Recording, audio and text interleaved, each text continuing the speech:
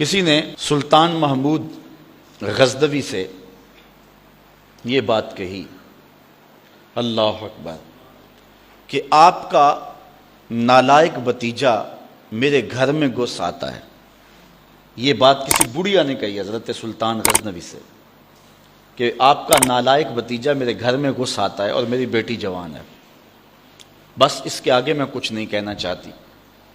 تو حضرت نے فرمایا کہ جب وہ بدبخت دوبارہ تمہارے گھر میں آئے تو مجھے فوری اطلاع کر دینا، اور اپنا خصوصی کوئی کوڈ ورڈ دیا کہ جب اس کے ساتھ تو آئے گی تجھے کوئی میرے تک پہنچنے میں رکاوٹ نہیں بنے گا، تو پھر میں انصاف کے تقاضے پورے کروں گا۔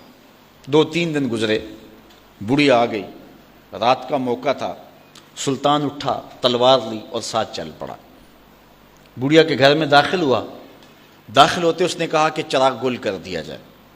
چراغ گل کر دیا گیا تو اس نے جا کے اس نوجوان کی گردن کاٹ دی۔ پھر اس کے بعد اس نے کہا کہ مجھے پانی دیا جائے۔ اس نے پانی کا کٹورا دیا، اس نے پانی پیا، پھر کہا اب چراغ جلا دو۔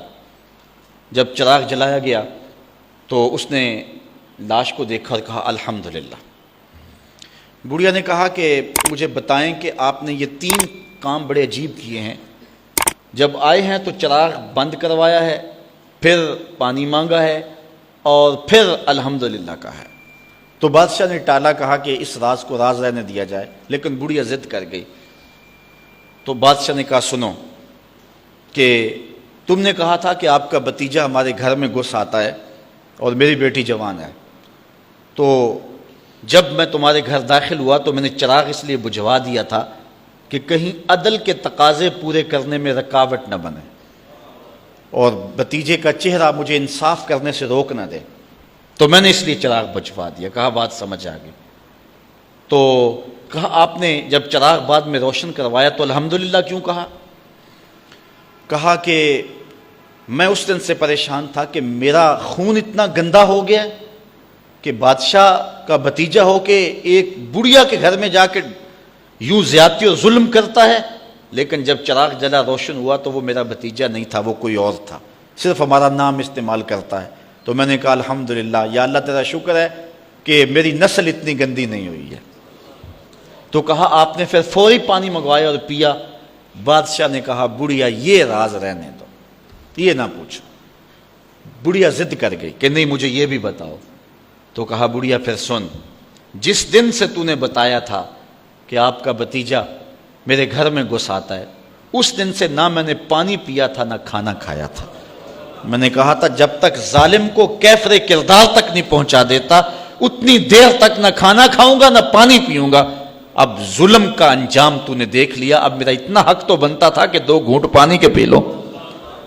تو آج نام بھی تو انہی کا باقی ہے، آج ذکر بھی تو انہی کا باقی ہے، جن لوگوں نے عدل و انصاف کے بخیے ادھیڑ کے رکھ دیے پھر حرف غلط کی طرح مٹ جاتے ہیں، ان کی قبروں کے نشان بھی باقی نہیں رہتے ہیں۔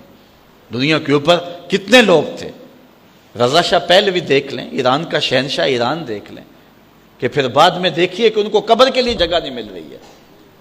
تو جنہوں نے عدل کیا، جنہوں نے انصاف کیا، تو زمانے کے اوپر نام انہی کا رہتا ہے، اور کسی ملک میں کسی جگہ پہ عدل و انصاف سے ہی ملک اور وطن قائم رہتے ہیں۔ الملک یدوم بالکفر ولا یدوم بالظلم، ملک کفر سے تو قائم رہ سکتے ہیں لیکن ظلم سے قائم نہیں رہتے۔